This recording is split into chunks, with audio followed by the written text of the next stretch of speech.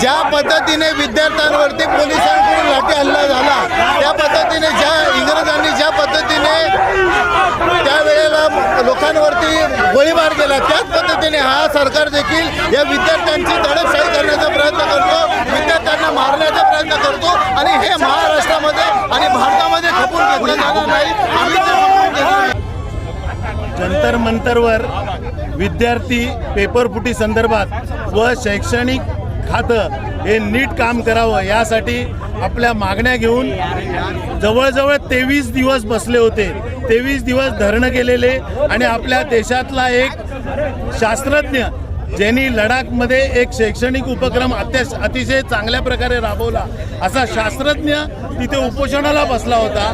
तर त्याला 23 दिवस सरकारचा एकही मंत्री, सरकारचा एकही अधिकारी जंतर मंतरवर येऊन त्यांच्या मागण्या काय आहेत हे विचारलं नाही.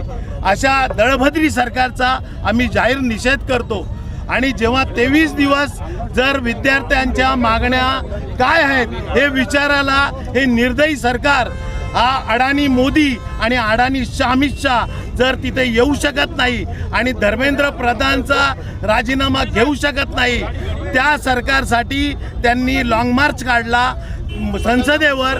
तर त्या लाँग मार्चला जर तुम्ही भेटायला येत नाही तर विद्यार्थी संसदेवर भेटायला गेले तर त्यांच्यावर अमानुषपणे लाठीचार्ज करण्यात आल्या आणि अमानुषपणे अश्रू नळकांड्या फोडण्यात आल्या. कोवळ्या विद्यार्थ्यांची अतिशय दयनीय अवस्था झाली, कोणाचे डोळे आदू झाले. एक मुलगी तर व्हेंटिलेटरवर होती, तिची अफवा पसरली की ती मृत्यू पावली म्हणून, परंतु ती व्हेंटिलेटरवरनं आज बाहेर आलेली आहे. आणि अशा निर्दयी सरकारचा आम्ही जाहीर निषेध करतो.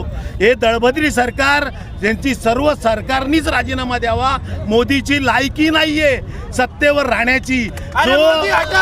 जो मोदी शेतकऱ्यांना न्याय देत नाही, शेतकऱ्यांवर लाठीचार्ज करतो, विद्यार्थी गेले विद्यार्थ्यांवर लाठीचार्ज करतो, सामान्य लोक गेले सामान्य लोकांवर लाठीचार्ज करतो, अशा दळभद्री सरकारमध्ये राहण्याचा अधिकार नाहीये.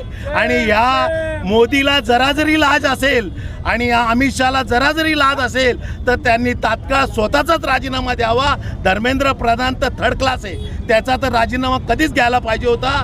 पण विद्यार्थ्यांच्या भावनेची कदर केली पाहिजे. विद्यार्थी हे देशाचे भविष्य आहे. जर तुम्ही भविष्याचाच विचार करत नाही तर तुम्ही देशाचा विचार काय करणार? असे लोक सत्तेमध्ये आहेत आणि निर्लज्जपणे आपले काय तो खोत काय नाव त्याचं, सदाभाऊ खोत, तो त्यांना आतंकवादी बोलतो. किती लाज लज्जा सोडलेले लोक भरलेले आहेत. आणि हे आपले भाजपचे महाराष्ट्र प्रदेश अध्यक्ष रवींद्र चव्हाण, ते बोलते परदेशी शक्तीचा तिथे हात आहे. काय दळभद्री स्टेटमेंट आहेत ही? स्वतःची तरी लायकी आहे का यांची? तिथे परदेशी कुठं आल्या?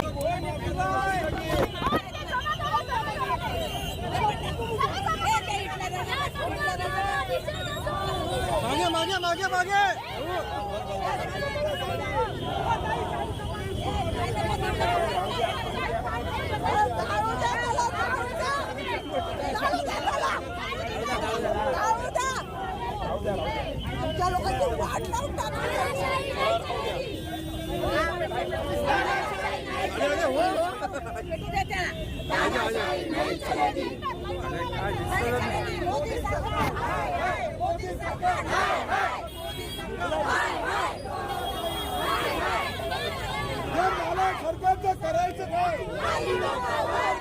अरे मोदी मागे मागे गेला.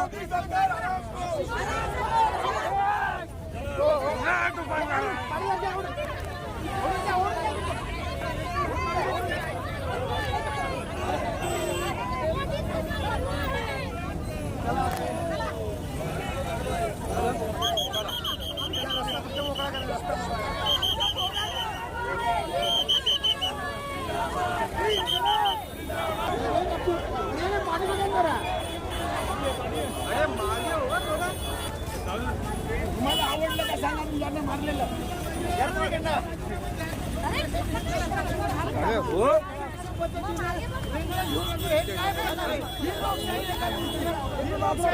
अशा